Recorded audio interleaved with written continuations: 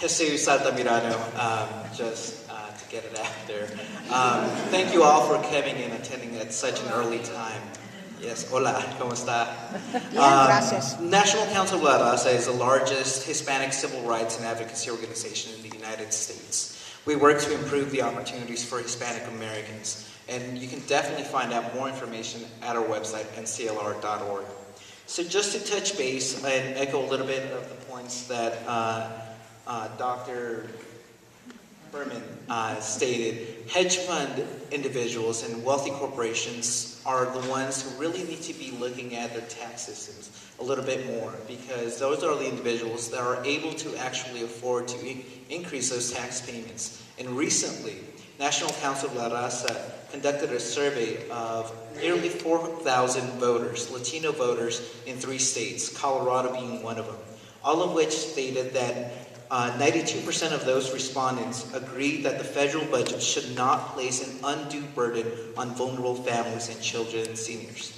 When we hear cuts taking place in Social Security and Medicare, we also hear cuts happening to programs that are vital to our community, such as Head Start, WIC, Title I programs. So the Latino community is being hit double.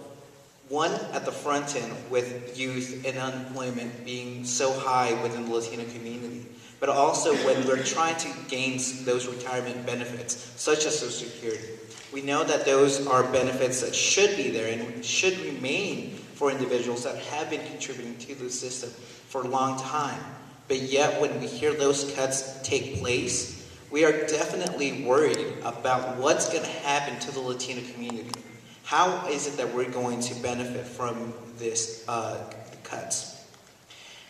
Recently, we noticed that as of July 1st, 2011, over 50% of children under the age of 1 were children of color.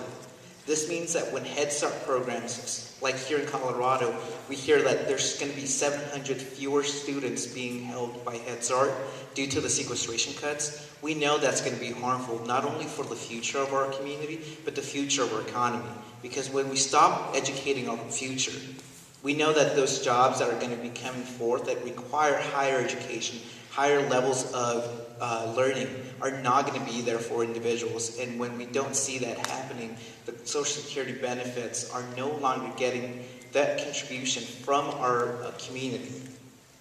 We must not put low-income seniors and other vulnerable people at risk by using Social Security and Medicare and Medicaid as a bargaining chip to solve the budget crisis. That is definitely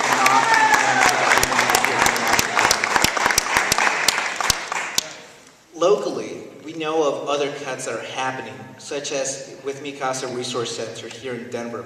They recently learned that their contract with the U.S. Small Business Administration would be reduced in 2013 due to the sequestration cuts.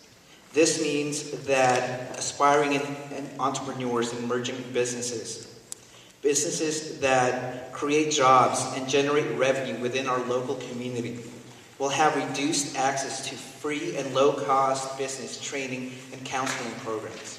This is all detrimental because when we start losing investments within our own community, we start losing hope for the future. We must not do that.